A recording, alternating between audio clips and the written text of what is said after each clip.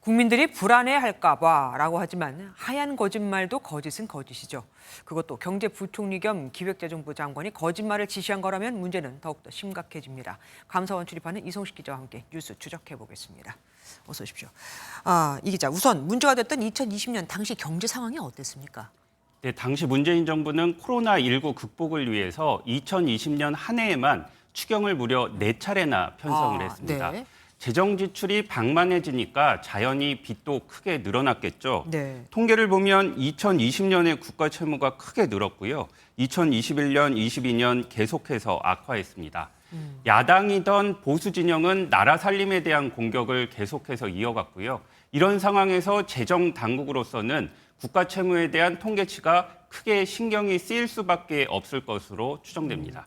감사원에 따르면 홍남기 전 부총리가 국가 채무 비율을 축소하는 구체적인 방식까지도 알려주면서 하라고 시켰다면서요. 네, 그렇습니다. 정부는 5년마다 장기 재정 전망을 내놓는데요. 네. 지금 문제가 된 건 2060년의 국가 채무 비율 전망치입니다.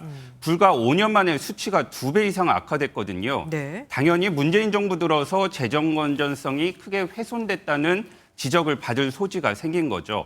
홍 전 부총리는 국민들이 불안해한다면서 실무진에게 추계 방식을 어떻게 바꿀지까지 구체적으로 제시했고 결국 국가 채무 전망 비율이 2자릿수로 축소됐다는 겁니다. 당연히 실무진들은 반발했겠네요. 이렇게 갑자기 통계 방식을 바꾸면 나중에 문제가 될 수 있다, 이렇게 생각했던 것 네네. 같습니다.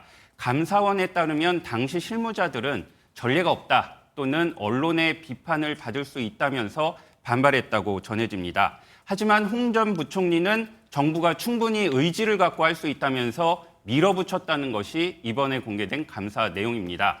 당시 국정감사에도 이런 추정치에 대한 비판이 제기됐는데 한번 들어보시죠. 네.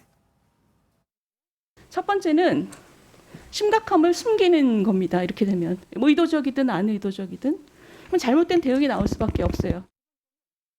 홍남기 전 총리는 뭐라고 얘기합니까? 그리고 감사원은 홍 전 정의에 대해서 어떤 조치를 취한 게 있습니까? 네, 홍 전 부총리는 감사 결과에 대해서 입장문을 냈는데요.